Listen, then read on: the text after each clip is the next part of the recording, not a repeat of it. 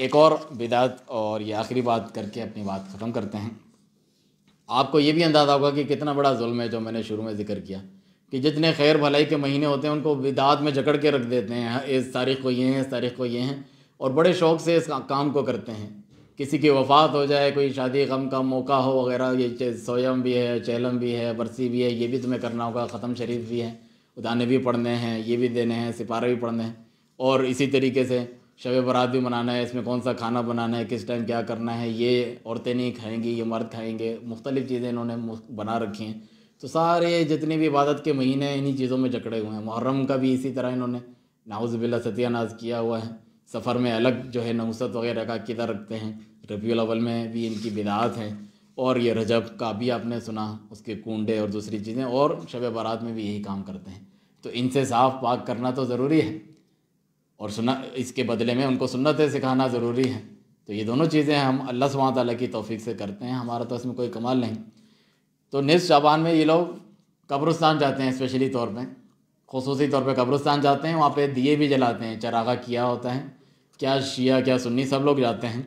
اس کو کہتے ہیں مردوں کی عید ہے، وہ مر کے بھی ان کے زومبیز کی عید ہو رہی ہے ان کی۔ وہ کہتے ہیں ان کے کفن بھی چینج ہوتے ہیں، وہاں پر نئے کفن آ رہے ہیں جناب کاٹن کے، گل احمد۔ تو وہاں جا کے انہوں نے ٹھیلے لگائے ہوئے ہوتے ہیں، ان کے فن فیئر اور سب کچھ کارنیول لگے ہوئے ہوتے ہیں، بچوں کے میلے ٹھیلے اور جھولے۔ اب تو لائیو ٹرانسمیشن بھی چلتی ہے ان کی پوری رات، عامر لیاقت جو چلا گیا دنیا سے، اس کی ٹرانسمیشن ہو رہی ہے، اس نے پیچھے چراغے بنائے ہوئے ہیں اور نور بھی تھوڑا سا آرٹیفیشل اوپر سے گر رہا ہے، اور وہ بتا رہا ہے کہ قبر پہ بیٹھے ہوئے ہیں، دادا جی کی، ابو جی کی قبر میں گئے ہیں مردوں سے مل، بیٹا چلو تیار ہو جاؤ، آج قبر پہ جانا ہے، قبرستان جانا ہے۔ یہ غلط ہے۔ چنانچہ جو سعودی عرب کے علماء کرام ہیں، ان کا جامعہ اسلامیہ سے ایک میگزین شائع ہوتا ہے جس میں تحقیقات شائع ہوتی ہیں، اس میں فرماتے ہیں کہ اہل علم نے 15 شعبان کی رات میں جو بدعات ہوتی ہیں ان میں سے ایک یہ بھی ذکر کیے ہیں کہ قبرستان میں لوگ جاتے ہیں، اور جس کی وجہ سے بڑے بدعات اور فساد وہاں پر پیدا ہوتے ہیں، جس کا ذکر کرنا یعنی طوالت کا سبب ہے۔ ایک آخر میں جو یہ لوگ دلیل پیش کرتے ہیں، عائشہ رضی اللہ عنہ کی حدیث ہے اس بارے میں سنن ترمذی میں، کہ نبی صلی اللہ علیہ وسلم نصف شعبان میں گئے بقیع قبرستان میں، اور پھر جو ہے مغفرت کی دعا کی اہل بقیع والوں کے لیے۔ تو یہ حدیث امام ترمذی نے ذکر کی، امام ترمذی خود لکھتے ہیں اس کے بعد کہ یہ حدیث صحیح نہیں ہے۔ امام بخاری نے کہا یہ حدیث صحیح نہیں ہے، ضعیف ہے، ناقابل اعتماد ہے، اور بعد میں شیخ البانی وغیرہ نے بھی کہا۔ تو وہ خود کہہ رہے ہیں جس نے یہ حدیث بیان کی کہ یہ صحیح نہیں ہے، میں نے امانتاً بتا دیے کہ یہ اس کی غلط سند ہے، یعنی صحیح سند نہیں ہے، تو اس پر اعتماد نہیں کیا جا سکتا۔ وہ خود اس سے منع کر رہے ہیں۔ صحیح مسلم میں ایک صحیح حدیث موجود ہے، صحیح مسلم میں ایک صحیح حدیث موجود ہے کہ رسول اللہ صلی اللہ علیہ وسلم آئے رات کو عائشہ رضی اللہ عنہ کے حجرے میں سونے کے لیے، اپنا تیبند وغیرہ رکھا، عائشہ رضی اللہ عنہ بھی اسی حال میں تھی، تو آپ جو ہے چپکے سے اپنے دونوں جوتے اٹھا کے اور ان کے اوپر کمبل ڈال کے جو ہے، اور چپکے سے جو ہے حجرے سے نکل گئے قبرستان کی طرف۔ عائشہ رضی اللہ عنہ جاگی ہوئی تھیں، ان کے دل میں یہ برا خیال آیا کہ میری باری میں کسی اور بیوی کے پاس جا رہے ہیں، چاہے بڑی سے بڑی جو ہے ہستی ہوں، یہ چیزیں جو ہے جلن اور شکوک و شبہات شوہر کے اوپر یہ دور نہیں ہوتے ہیں۔ لیکن نبی صلی اللہ علیہ وسلم نے بڑی اچھی تربیت کی پھر بعد میں، تو وہ ان کے پیچھے چلے گئیں۔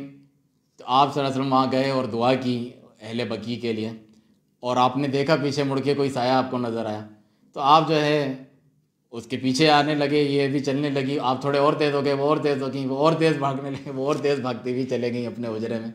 آپ صلی اللہ علیہ وسلم جلدی سے گیٹ کھول کے اندر آئے، کہا تمہارا سانس کیوں پھولا ہوا ہے؟ تو انہوں نے کہا کہ کچھ نہیں ہے، ایسے ہی سانس پھولا ہوا ہے، پریشان کیوں ہوں؟ تو کہا بتا دو مجھے ورنہ اللہ تعالیٰ بتا دے گا۔ پھر اللہ تعالیٰ بتا دیتا ہے، جس طرح قرآن کی آیت بھی نازل ہوئی ہیں اور موقعوں پہ۔ تو کہا اللہ سے تو کوئی چیز نہیں چھپ سکتی، وہ بتا دیا، مجھے یہ شک ہوا تھا اس لیے میں آپ کے پیچھے آ گئی۔ تو آپ صلی اللہ علیہ وسلم نے یہ فرمایا کہ کیا تو یہ سمجھتی ہے کہ ان یحیف اللہ اور رسولہ، کہ اللہ اور اس کا رسول تجھ پہ کوئی زیادتی کریں گے، یعنی تیری باری ہے اور کہیں اور۔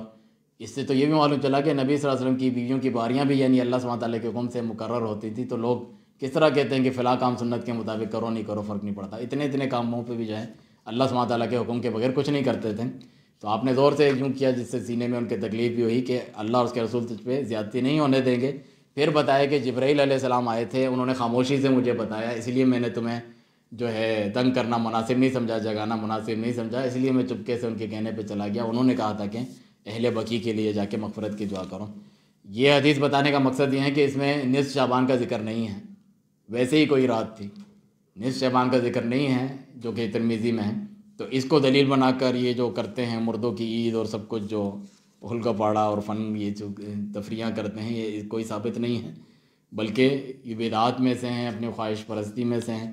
مختلف قبروں کی زیارت کرنا ہوتا ہے آخرت کی یاد کے لیے، طرح حدیث میں ہے کنت نہیتکم عن زیارت القبور، میں پہلے تمہیں قبروں کی زیارت سے منع کرتا تھا۔ نبی صلی اللہ علیہ وسلم منع کرتے تھے قبروں کی زیارت کرنے سے، وہاں جانے سے۔ سوچنے والی بات ہے، کیوں منع کرتے تھے؟ ہم یہ جو قبر پرست لوگ ہیں ان سے ہم پوچھتے ہیں کہ اگر قبروں کا کوئی مسئلہ نہیں ہے، قبر پرستی نہیں ہوتی تھی اور تم کہتے ہو وہابی لوگوں نے مشہور کیا ہوا ہے، تو کیوں روکتے تھے؟ اس کا مطلب مسئلہ تھا، یہ شرک وغیرہ یہ قبر پرستی سے ہی اولیاء صالحین کو پکار کے کرتے تھے، یہ مسئلہ تھا۔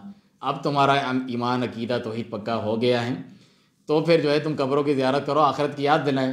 قبریں بھی تو ایسی شکل کی ہوں جو آخرت کی یاد دلائیں، جس طرح ابھی بقیع کو اللہ تعالیٰ نے محفوظ رکھا ہوا ہے، یا نبی صلی اللہ علیہ وسلم کی قبر مبارک۔ باقی ہر جگہ تو اتنے بڑے بڑے جو ہے مزار وزار بنے ہوئے ہیں، وہاں آخرت کی کیا آتا ہے کہ مزہ آتا ہے یہیں پہ آ کے رہ جائے، مجاور بنے، چادریں کھانے اور دیگیں اور خواتین اور سب کچھ مزے ہیں وہاں پر۔ تو بہت سارے لوگ تو ملنگ ہو کے آخر وہیں چلے جاتے ہیں کہ یہاں پر تو آخرت کی یاد تو دور کی بات ہے، دنیا کی چاہت شہوات خواہشات یہ پوری ہوتی ہیں۔ تو ایسے اولیاء کے لیے نبی صلی اللہ علیہ وسلم نے اس طریقے کی زیارت کی اجازت نہیں دی ہے، اسی لیے ہم جو ہے اس سے منع کرتے ہیں۔ تو قبروں کی زیارت کے لیے کوئی مخصوص دن ضروری نہیں ہے، عید کے دن چلے جاتے ہیں خوشی منانے کے بجائے، قبروں جو ہے ابا جی کی قبر پہ جائیں گے عید کے دن، یہ بھی مخصوص بنایا ہے انہوں نے بدعت۔ اسی طرح یہ نصف شعبان کو بھی انہوں نے مخصوص بنایا ہوا ہے زیارت کے لیے، یہ بھی ایک بدعت میں سے ہیں۔ یا کوئی خاص دن بھی لوگ رکھ لیتے ہیں کہ پتہ نہیں جمعرات کو جاتے ہیں فلاں جاتے ہیں، تو کوئی دن مخصوص نہ کریں، باقی جو ہے آپ قبرستان جائیں، آخرت کو یاد کریں، ادھر جو فوت شدگان ہیں ان کے لیے دعائے مغفرت کریں۔ اللہ سبحانہ تعالیٰ سے دعا ہے کہ اپنے تمام معاملات میں کوئی بھی موسم مہینہ ہو سنت پر چلنے کی توفیق دے صحابہ کے طریقے پہ، اور ہر قسم کی بدعات خرافات تفریق بازی سے ہمیں محفوظ رکھے۔ وسبحانک اللہم وبحمدک اشہد ان لا الہ الا انت استغفرک واتوب الیک۔